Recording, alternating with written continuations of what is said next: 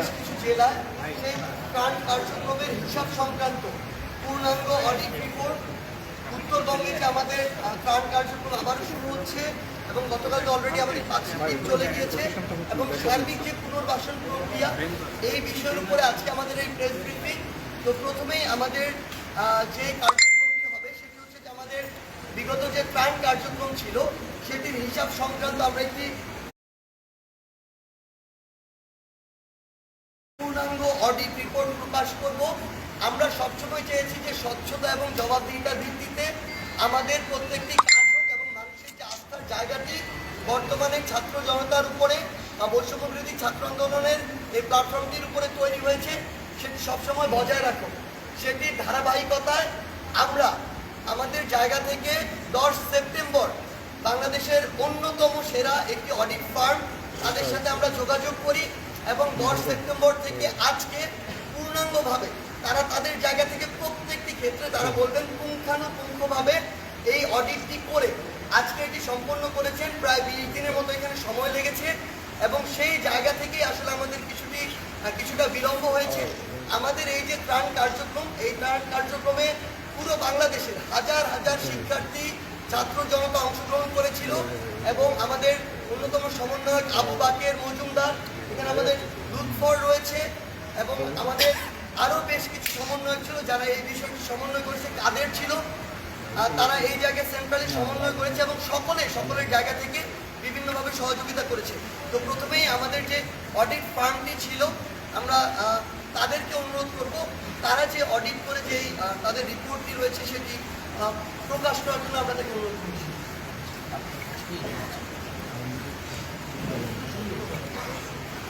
আমার আসলে বলেন ভাই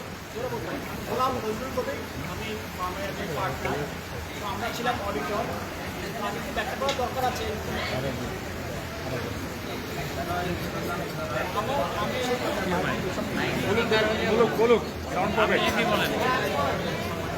যাই হোক আমি বলার চেষ্টা করি, তাহলে আপনারা বুঝতে পারবেন। প্রথমে একটু ব্যাখ্যা করার দরকার আছে আমার আসলে এখানে আসলে আমি অডিটরটি এখানে আমার অবস্থানটা কী আসলে। নর্মালি আমরা যখন অডিট করি আমরা নর্মালি দশা রেজিস্টার্ড কোম্পানি কর্পোরেশন অডিট করি, তখন যে এজিএমগুলি হয় অ্যানুয়াল জেনারেল মিটিং, সেখানে একজন অডিটর উপস্থিত থাকেন, অডিটর একজন রিপ্রেজেন্টেটিভ উপস্থিত থাকেন। তিনি সেই শেয়ার হোল্ডারদের বা অন্য কারো কোনো কোয়ারি থাকলে বা কোয়েশ্চেন থাকলে বা কোনো এক্সপ্লানেশনের দরকার হলে তিনি জবাবটা দেন। যেহেতু বৈষম্য বিরোধী ছাত্র আন্দোলনের এটা তো রেজিস্টার্ড অর্গানাইজেশন তেমন না আইনগত ভিত্তিতে, তো তাদের এজেন্ট তো ওইভাবে স্ট্রাকচার্ড না।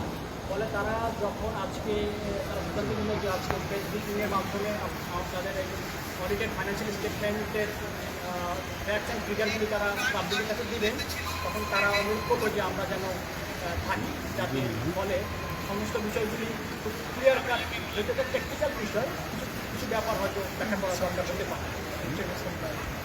আমাদের অডিট শুরু হয়েছিল 10 সেপ্টেম্বর, যখন বৈষম্য বিরোধী ছাত্র আন্দোলনের কিছু সমন্বয়ক আমাদের কাছে এসেছিলেন ভলান্টারিলি। সম্ভবত আইনগতভাবে তাদের আসলে অডিট করাটা নেসেসারি ছিল না, তারা ভলান্টারিলি আমাদের কাছে এসেছেন, এসে বলেছেন যে আমরা আমাদের কাগজপত্র আসে যা আছে আমরা অডিট করতে চাই। তো অডিট শুরু হয়েছে, আজকে আমাদের অডিট শেষ হয়েছে। আমাদের অডিট পিরিয়ড কভার করেছে 21শে অগাস্ট থেকে 30শে সেপ্টেম্বর পর্যন্ত। আজকে 1 অক্টোবর, তার মানে গতকালকে পর্যন্ত আমাদের অডিটের পিরিয়ড ছিল। এর মধ্যে যত কিছু ঘটনা ঘটেছে, যতগুলো ফাইন্যান্সিয়াল ট্রানজ্যাকশনগুলি ঘটেছে, সেগুলি আমরা আমাদের অডিট রিপোর্টের মধ্যে নিয়ে এসেছি। এখন আমি অডিট রিপোর্টে আমাদের যে অডিটটা খুবই এক্সটেন্সিভ অডিট ছিল, 20 দিন সময় লেগেছে। আমরা বিভিন্ন রকম কোয়ারি করেছি, আমরা আমাদের অডিট প্রসিডিউর অ্যাপ্লাই করেছি, যখন যেটা দরকার হয়েছে থার্ড পার্টি কনফার্মেশন করেছি। করে আমাদের যে অডিট রিপোর্টের কিছু বিষয় আমি মনে করি যে আমি সমন্বয়টা নিশ্চয়ই বলবেন, তার আগে আমি কিছু তথ্য আপনাদেরকে দিলে তাহলে হয়তো জিনিসটা আরও ক্লিয়ার হবে। অডিট রিপোর্টের আমাদের এই অডিট রিপোর্ট তারা 2 ধরনের ডোনেশন তারা পেয়েছিল যাদের কাছ থেকে মানব যা ডোনেট করেছে। একটা ছিল যে ডোনেশন ইন কাইন্ড, একটা ছিল donation in cash. Donation in kind হচ্ছে যে যারা পোশাক আশাক তারপরে রিলিফ সামগ্রী দিয়েছে এগুলি, এগুলি আমাদের অডিট আমরা যদি অ্যাজ এ প্রজেক্ট আমরা ব্যাখ্যা করেছি কিন্তু এগুলি আমাদের অডিটের আওতার মধ্যে ছিল না, কিন্তু এগুলিতে টাকায় কনভার্ট করা যায় না। আমরা অডিট করছি ফাইন্যান্সিয়াল অডিট, মোস্টলি আমরা করেছি ফাইন্যান্সিয়াল অডিট। তারা কত টাকা পেয়েছে, কত টাকা আয় করেছে, কত টাকা ব্যয় করেছে, কত টাকা স্থিতি অ্যাজ অফ 30 সেপ্টেম্বর 2024 আছে সেটা। তারপরেও আমাদের নন ক্যাশ যে ট্রানজ্যাকশন আমি একটু না বললেই নয়, তারা এই 13 থেকে 15 দিনে যতটুকু ডকুমেন্টেশন আমরা দেখেছি তারা প্রায় আমাদের ডকুমেন্টেশন তাদের রিপ্রেজেন্টেশন অনুযায়ী তারা প্রায় 190 ট্রাক ত্রাণ পাঠিয়েছিলেন। 190 ট্রাক ত্রাণ পাঠিয়েছেন, কাভার করেছেন প্রায় 15 থেকে 16টি জেলা।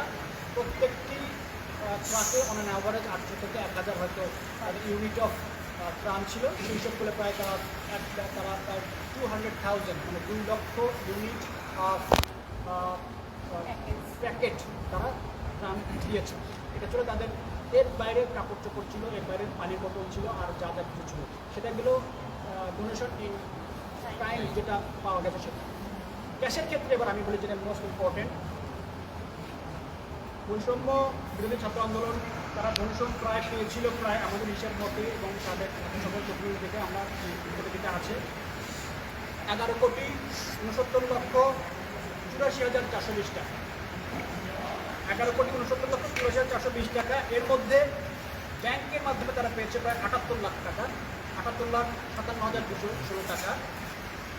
তারা মোবাইল ফাইন্যান্সিয়াল সার্ভিস অর্থাৎ বিকাশ, নগদ, রকেট এই সমস্ত সার্ভিসের মাধ্যমে তারা টাকা রিসিভ করেছিল 99,44,369 টাকা। ক্যাশ ডোনেশন সবচেয়ে বেশি, তারা ক্যাশ রিসিভ করেছিল 9,15,15,725 টাকা। তারা ক্যাশ পেয়েছিল, এই সাথে যে বুথগুলি তারা করেছিল সেখানে ক্যাশ পেয়েছে 9,85,15,725 টাকা।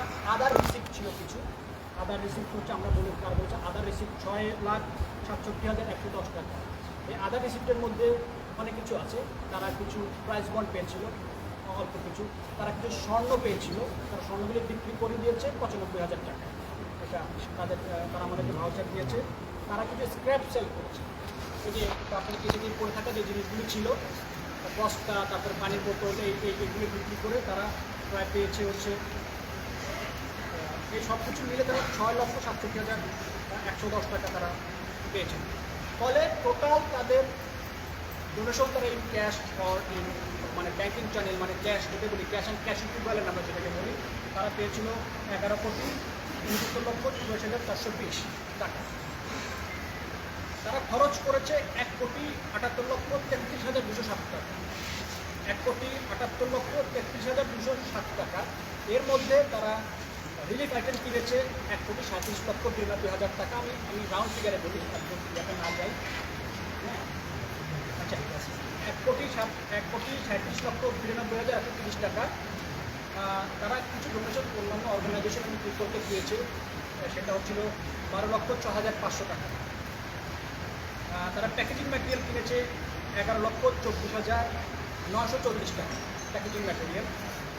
তারা ট্রান্সপোর্টেশনের হাতে তারা ব্যয় করেছে 4,65,020 টাকা। খুব সম্ভবত ট্রান্সপোর্টেশন তার কারো কাছ থেকে সাপোর্ট পেয়েছিল। ফুড ফর ভলান্টিয়ার, কিন্তু ভলান্টিয়ার তারা ডাক দিয়েছিল, তাদের দাবির মধ্যে তারা ভলান্টিয়ার যারা খাওয়া দাওয়া করেছে তাদের এন্টারটেনমেন্ট বাবদ তারা খরচ করেছে প্রায় 12,43,497 টাকা। আর আদার এক্সপেন্সেস 3,120 টাকা। এটা তাদের আগে একবারে ছোটো ছোটো যে এক্সপেন্সেসগুলো ছিল সেগুলো। ফলে সব কিছু বাদ দিয়ে এখন গতকালকের মধ্যে 30 সেপ্টেম্বর 2024 সালে তাদের ব্যাংকে ক্যাশ টাকা আছে, মানে ব্যাংকে আছে 9,91,51,213 টাকা। তাদের ব্যাংকে গতকাল অনুযায়ী তাদের যে পুরো ফান্ড আছে সেটা আছে 9,91,51,213 টাকা। অর্থাৎ তারা প্রায় তাদের যতক্ষণ রিসিভ করেছে in cash through mobile banking ও ব্যাঙ্ক স্টেটমেন্ট তার হয়তো অ্যারাউন্ড তারা 12 থেকে 15% তারা খরচ করেছে, বাকি টাকা তাদের ব্যাংকে আছে। এই হচ্ছে নাচছে তাদের আয় ব্যয় হিসাব আমাদের মতে। যদিও তারা প্রথমে যখন যেদিন এসেছিল তারা তাদের যে ড্রাফট যে অ্যাকাউন্ট ছিল সেই অ্যাকাউন্টের ভিত্তিতে এত টাকা থাকার কথা ছিল না। পরবর্তীতে আমাদের অডিট প্রসিডিউর, তারপরে তাদের আরও ডকুমেন্টেশন আমরা চাই, এবং বিভিন্ন হাত থেকে দেখা গেল কিছু কিছু জিনিস তারা যে স্টেটমেন্ট তৈরি করেছিল সেগুলো থেকে অবৈধ হয়েছে, সেগুলি ধরে সবগুলো এসেছে। আরেকটি গুরুত্বপূর্ণ ব্যাপার যেটা জানা দরকার, তারা বিভিন্ন ব্যক্তিগত কিছু জায়গা থেকে অ্যাকাউন্ট থেকে টাকা নিয়েছিল for the sake of emergency as per they say, তাদের যে মোবাইল অ্যাকাউন্ট, রকেট অ্যাকাউন্ট, এগুলো সবই ব্যক্তির নামে ছিল। ইনফ্যাক্ট ব্যক্তির নামে ব্যাঙ্ক অ্যাকাউন্টও তার টাকা নিয়েছে। তো আমাদের অডিটের দেরি হওয়ার একটা কারণ হচ্ছে আমরা সবগুলিকে রিকনসাইল করেছি। রিকনসাইল করে আমরা বলেছি বৈষম্য বিরোধী ছাত্র আন্দোলনের নিজস্ব অ্যাকাউন্ট ছাড়া অন্য কোনো অ্যাকাউন্টে টাকা থাকাটা উচিত নয়, কারণ তাহলে এই টাকাটার মালিকানা আইনগতভাবে বৈষম্য বিরোধী ছাত্র আন্দোলনের নামে থাকে না। কারণ যে কোনো একজন ব্যক্তিগত ব্যাঙ্ক অ্যাকাউন্ট থাকলে বা মোবাইল ব্যাঙ্কিং অ্যাকাউন্টে টাকা থাকলে যদি চলে যায় তখন কী হবে, টাকা পাবে না। এখন আমাদের ইনফরমেশন তারা শুনেছে, এখন তাদের এই যে 9,91,00,000 টাকা, 9,91,51,213 টাকা, এই সমস্ত টাকাটাই বৈষম্য বিরোধী ছাত্র আন্দোলনের নিজস্ব যে ব্যাঙ্ক অ্যাকাউন্ট আছে, দুটি যে ব্যাঙ্ক অ্যাকাউন্ট আছে সেই ব্যাঙ্ক অ্যাকাউন্টে আছে।